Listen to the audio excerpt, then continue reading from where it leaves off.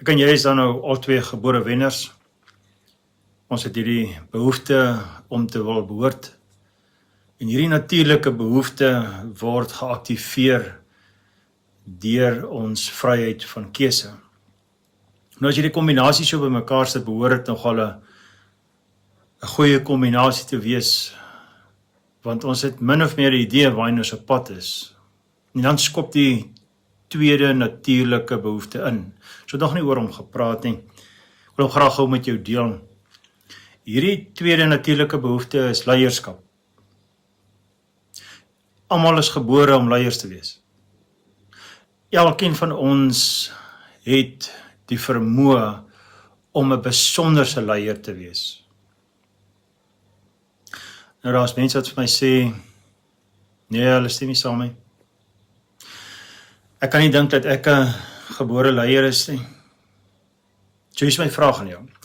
Was jy al in 'n situasie waar jy aan konflik gekom het met enigiemand? Waar daar 'n woordewisseling was, opinie wat jy uitgespreek het, selfs jy meer verloor het. Dis leierskap. Dink waaroor jy dink gou net vir 'n oomblik. Dink gou wat ek sê. Jou behoefte om te wil behoort, begin jy veg voor. Jy begin opstaan en jy begin sê, maar ek voel nie, dis regverdig wat julle doen nie. Ek voel nie tevrede met wat die situasie is nie. Ek wil leiding neem deur my opinie uit te spreek, my behoefte na behoort word nie vervul nie. Julle vat my wenner status weg by my. Ek hou nie daarvan nie. Ek hou nie daarvan, dis nie lekker nie. Nou daar sal altyd 'n dominante een wees, daar is altyd een wat sterker gaan oorkom as die ander een, maar dit vat nie die feit weg dat jy gebore is as 'n wenner nie. Dit vat nie die feit weg dat jy gebore is om 'n leier te wil wees nie. Dink vir 'n oomblik aan die woord konflik. Konflik is net eintlik twee persone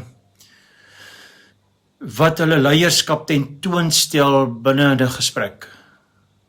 Dis eintlik wat konflik is. Konflik is eintlik nie so 'n groot probleem nie. Wanneer ek 'n emosioneel onafhanklike leier is, wanneer emosie nie my besluitnemer is nie, wanneer ek kan dink voor ek my emosie rigting gee,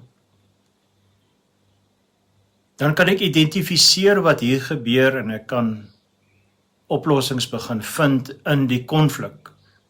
Ek kan oplossings begin vind in die behoefte van die persoon wat sê, hoor my hart ook wat ek graag vir jou wil sê. Ek het dalk nie die kundigheid om dit so mooi God welgevallig uit te druk nie, maar ek wil vir jou sê, ek is nie gelukkig waar ek is nie.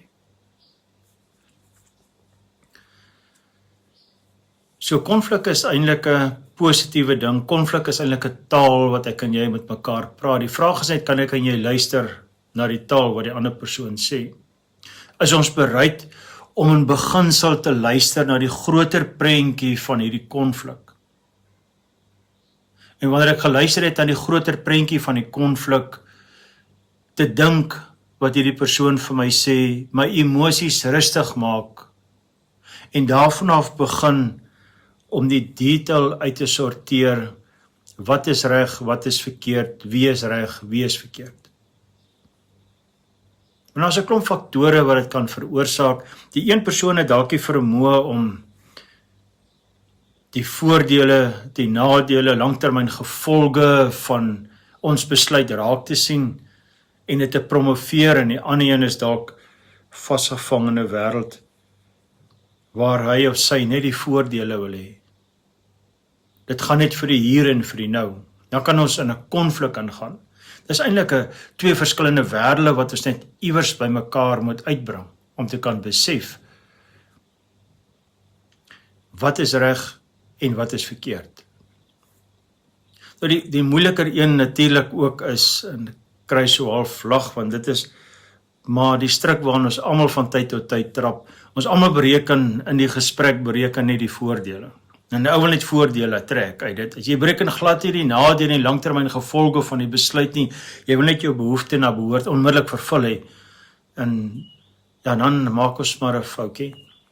Maar dit vat nie weg die feit dat ek en jy nog steeds gebore is om te wil leiding neem. Ons doen dit nie reg nie, maar ons wil leiding neem. Ek dink ons moet konflik in 'n hele ander wêreld begin sien. Konflik is eintlik iets moois. Dit is eintlik 'n taal wat ons besig is om met mekaar te praat. Maar hier kom die gevaar van konflik. Hier kom die hartseer van konflik. Wanneer ek en jy hierdie konflik het, wanneer ons hierdie taal met mekaar begin praat, en die een persoon verpersoonlik wat die ander persoon sê. Hy is nie emosioneel onafhanklik van nie. Hy kan nie emosioneel onafhanklik staan van wat die ander persoon sê nie. Verpersoonlik dit, ek trek die ander een se uitspraak na my toe. Dan sit ek so bietjie in die moeilikheid. Want dan verloor ek my totale slaankrag van leierskap.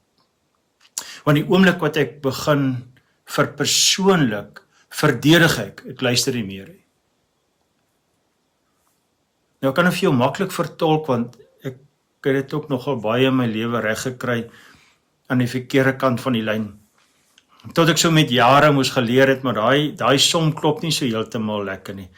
Want alle konflik wat gebeur ekstern, alle konflik wat ek het met 'n vrou of 'n kind, familie, vriende, werkomgewing, alle konflik, hoor gou mooi, eindig intern. Ek moet al daai konflik verwerk. En as ek nie die boodskap van die ander persoon kry nie, as ek nie die boodskap van die ander persoon verstaan, reg of verkeerd nie, dan begin daai konflik my genadeloos opvreet van binne af. Want ek het nie 'n antwoord, ek het nie 'n oplossing, ek weet nie wat om te dink of te bedink nie.